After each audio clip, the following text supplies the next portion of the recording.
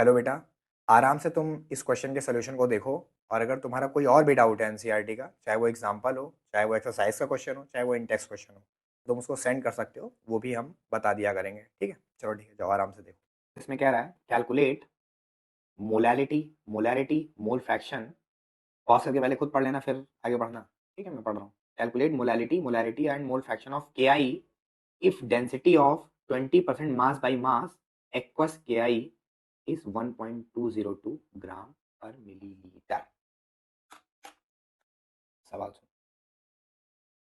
Molality, molarity और mole fraction तीनों निकालना है एक ऐसे सवाल का, एक ऐसे सोल्यूशन का जो कि एक्वस सोल्यूशन है Ki का।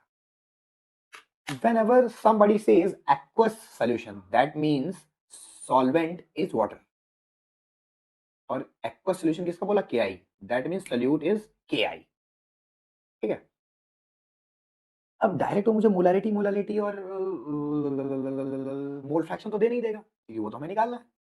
तो उसने हमें दिया डेंसिटी, डेंसिटी दिया, डेंसिटी ऑफ 20%। ये सब तो उसके बीच की बात है। जैसे ऐसे बोलते हैं ना कि राम जो कि 6 फीट का है, कक्षा 8 में पढ़ता है, तो राम के साथ वो जो 6 फीट हाइट वाली बात बता दी, वो ऐसे ही बता दी। ऐसे ही इसमें भी क्या है कि KI जिसकी डेंसिटी जो कि 20% मास बाई मास है, इज इतना डेंसिटी है। मतलब ये जो लास्ट में दिया गया डेंसिटी, यूनिट से जज कर लिया करो, ग्राम पर मिलीलीटर मतलब मास बाई वॉल्यूम है, मतलब डेंसिटी है। तो यहाँ पर हम लिखेंगे डेंसिटी कितना दे रखा है।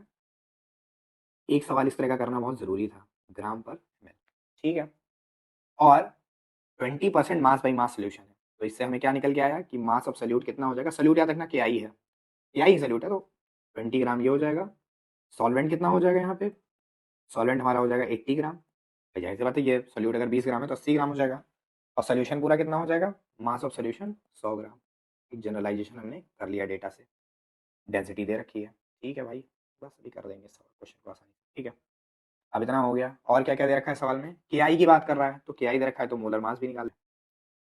तो यहाँ पर आयोडीन का जो एटॉमिक मास हो जाएगा, पोटेशियम का होता है 39 और आयोडीन का होता है 127। जोड़ दो दोनों को, 9 7 16, कैरी आया 1, तो 4 2 6, 166। ठीक है, 166 हो गया, 166 ग्राम पर मोल। चल भाई, इतना डेटा हमने निकाल लिया। अब सबसे पहले हमें निकालनी है मोलैरिटी। क्या निकालनी है?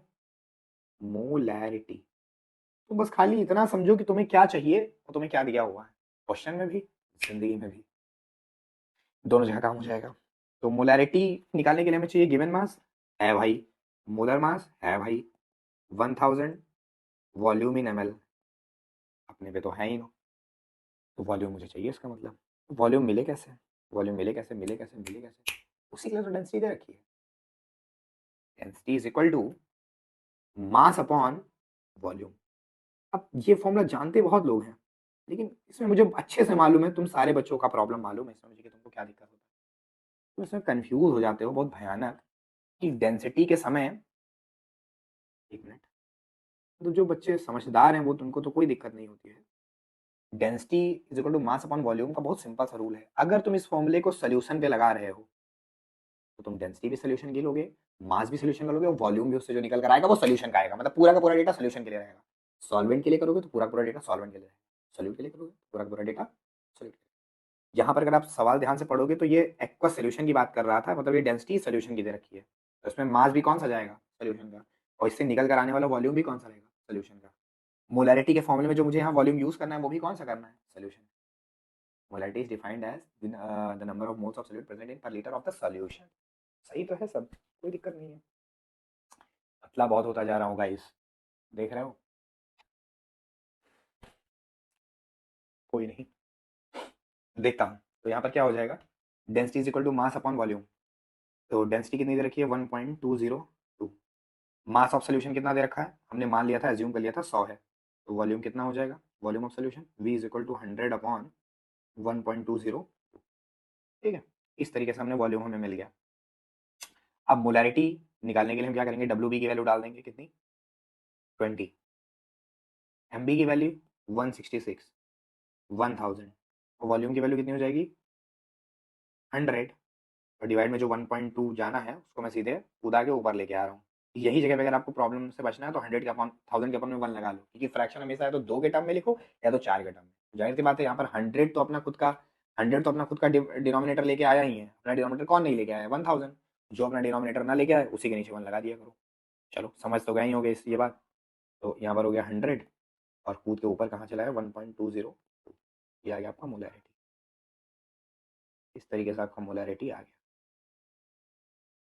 अब वो होता है मोलैरिटी। मोलैरिटी और डेंसिटी को मिलाकर एक फॉर्मूला भी होता है। अगर उसमें तुम वैल्यूज डाल दोगे, मोलैरिटी निकल आए, उसका तुम डेंसिटी की वैल्यू डाल दोगे तो तुम सीधे मोलैलिटी निकाल सकते हो। बट मैं उस तरीके को नहीं इस्तेमाल करूंगा, मैं आपका बेसिक फंडे से लगाऊंगा क्वेश्चन को, ठीक है। तो अब आते हैं मोलैलिटी पे। ये ए पार्ट हमारा हो गया, तो हम आते हैं बी पार्ट पे, जो कि है मोलैलिटी। तो इसमें क्या हो जाएगा? डब्ल्यू बी पता है, एम बी पता है, 1000 पता है। 1000 की वैल्यू कितनी होती है? 1000। और वेट ऑफ यानी मास ऑफ सॉल्वेंट इन ग्राम, ये नहीं पता है भाई। पता चल जाएगा यार, क्या दिक्कत है। डब्ल्यू बी की वैल्यू कितनी हो जाएगी? 20। एम बी की वैल्यू 166। पॉज उस करके देखते रहना भैया, जो कमजोर बच्चा है। और वेट ऑफ सॉल्वेंट कैसे, मास ऑफ सॉल्वेंट कैसे निकालेगा? सोल्यूशन का मास कितना दे रखा है भाई? 100 ग्राम। अरे दिया तो है यार सॉल्वेंट का मास 80 ग्राम, यूज करो, सीधे खत्म कहानी। लगाओ, हो गया ये भी, मोलैलिटी भी। अब बारी आती है मोल फ्रैक्शन की। तो मोल फ्रैक्शन को को निकालने के लिए निकालने के लिए हमें सारे कंपोनेंट्स का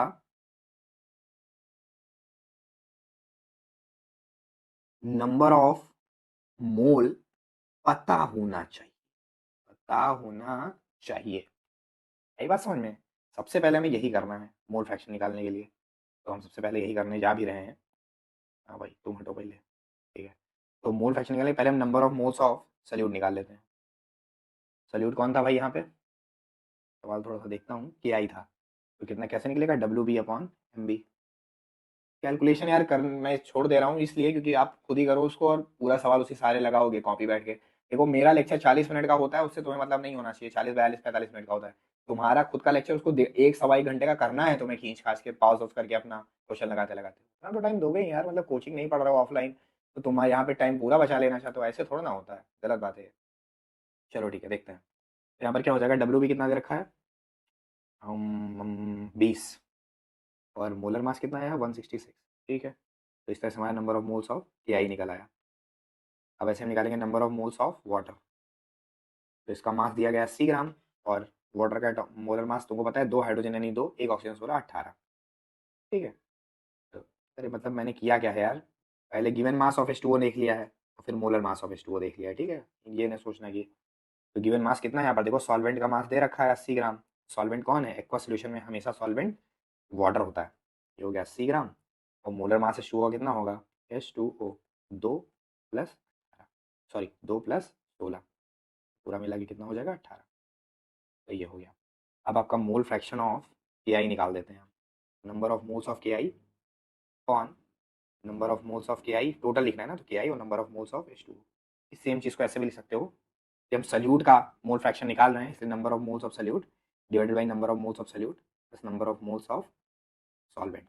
वही जो मेरा बी और ए वाला लैंग्वेज है। देखो ये सब लिखने का तरीका है यार, तरीके में तुम कुछ भी लिखो। मैं दोनों इसलिए लिख के दिखाता हूँ क्योंकि मुझे मालूम है, मैं जब खुद भी स्टूडेंट था और काफी अच्छा स्टूडेंट था मैं, तो मेरे साथ भी ये सब चीजें होती थी। मुझे बस केवल ये कोई बता दे कि हाँ भाई जो मैं करने का सोच रहा हूँ वो सही है या नहीं, वो जानना बहुत इंपॉर्टेंट है। मुझे अच्छे से पता है, अभी मैं यहाँ के आई और स्टोर लिख दे रहा हूँ, कोई बच्चा सोचेगा अच्छा मतलब डब्ल्यू बी डब्ल्यू ए वाला हम जो सोच रहे थे मन में वो गलत था। ऐसा नहीं बेटा, तुम सही हो, कुछ नहीं गलत होता है। गलत सिर्फ वही होता है जो गलत है। ठीक है। तो अब इसमें number of moles of solute कितना हो जाएगा? 20/166 डिवाइडेड बाई 20/166 प्लस 80/18। तुमको एक कॉमन सेंस वाली बात बताता हूँ यार, उसको थोड़ा सुनना ध्यान से। 20/166, तो तुम नीचे 160 भी कंसीडर कर लो, तो 160 को काटेगा 1/8 बार, मतलब 8 बार में 1/8 आया। ये 1 से 8 गुना छोटा, क्योंकि यहाँ पर 1/8 आया तो यहाँ पर भी कितना आएगा? 1/8। मतलब एक जनरलाइज कर लिया मैंने, थोड़ा अप्रोक्सीमेशन कर लिया। 166 को 160 देख लिया। तो 20 जब 160 को काटेगा तो 8 बार में काटेगा 1/8, तो यहाँ भी 1/8। तो 18 ऊपर देखो 80 है, तो 18 चौक 72 होता है, 18 पंचे 90 होता है, तो ये लगभग कहीं 4.5 के आसपास आएगा। तो तुम सोचो जहां पर ये 1 से 8 गुना छोटा था, वहीं पर ये वाला जो नंबर ऑफ मोल है, ये 1 से 4.5 गुना बड़ा है। मतलब दोनों में कितना बड़ा डिफरेंस आ गया। कोई एक चीज है जैसे, तो उससे एक चीज 8 गुना छोटी है, और उसी चीज से कोई चीज 4.5 गुना बड़ी है, तो तुम सोचो उन दोनों के बीच में जो डिफरेंस आया वो कितना बड़ा है। फिर से बोल दे रहा हूँ, एक चीज कोई है जो बहुत छोटी है, मतलब इतनी बड़ी है, छोटी क्यों है, नॉर्मल है, अब उससे कोई चीज 8 गुना छोटी है, इतनी बड़ी, और इसी चीज से कोई चीज बहुत बड़ी है, मतलब कितने गुना बड़ी है, 4.5 टाइम्स बड़ी है। तो तुम खुद सोचो, ये छोटी वाली चीज और बड़ी वाली चीज में कितना बड़ा डिफरेंस आ गया भाई। आ गया ना। तो ऐसे में हम इन दोनों को एडिशन और सब्ट्रैक्शन के टाइम इतने बड़े नंबर में इस छोटे नंबर को हटा सकते हैं, नेग्लेक्ट कर सकते हैं। तो ऐसे में जो हमारा जवाब आएगा वो कितना आ जाएगा, ये वाला फ्रैक्शन, यानी कि 20/166, और दूसरा वाला फ्रैक्शन जो उसको मैंने 4.5 अप्रोक्सीमेटली लिखा है, 80/18। बस इनको करना है। ये कैसे हो जाएगा, ये 20 × 18 डिवाइडेड बाई 166 इंटू। देखो मेन कैलकुलेशन का खेल है इसमें, मैं अप्रोक्सीमेशन से जो किया था वो गड़बड़ नहीं था, 1/8 कर दिया एक को, और एक को ऐसे 4.5, और उसके बाद फिर 1/8 को भी जनरलाइज कर लेंगे, वो जितना भी आ रहा होगा 0 पॉइंट करके, फिर सॉल्व हो जाता है, कोई दिक्कत नहीं। उतना एक्यूरेट आंसर नहीं मांगता है केमिस्ट्री में कि आप एकदम एक्यूरेट दो, ठीक है। तो इस तरीके से मेरा अब क्या आ गया, मोल फ्रैक्शन ऑफ सोल्यूट आ गया। अब मोल फ्रैक्शन ऑफ सॉल्वेंट यानी कि मोल फ्रैक्शन ऑफ वाटर कितना हो जाएगा, 1 - XB। अगर इसकी वैल्यू मान लिया घोड़ा करके आ रही है, तो ये हो जाएगा 1 - घोड़ा, खत्म कहानी। तो सोल्यूशन तुमने देख ही लिया होगा क्वेश्चन का। अगर तुम्हें मेरा समझाने का तरीका अच्छा लगा है और तुम मुझसे और पढ़ना चाहते हो, तो मेरी प्लेलिस्ट चेकआउट कर सकते हो, ठीक है ना। बाकी ध्यान रखना अपना, बाय बाय।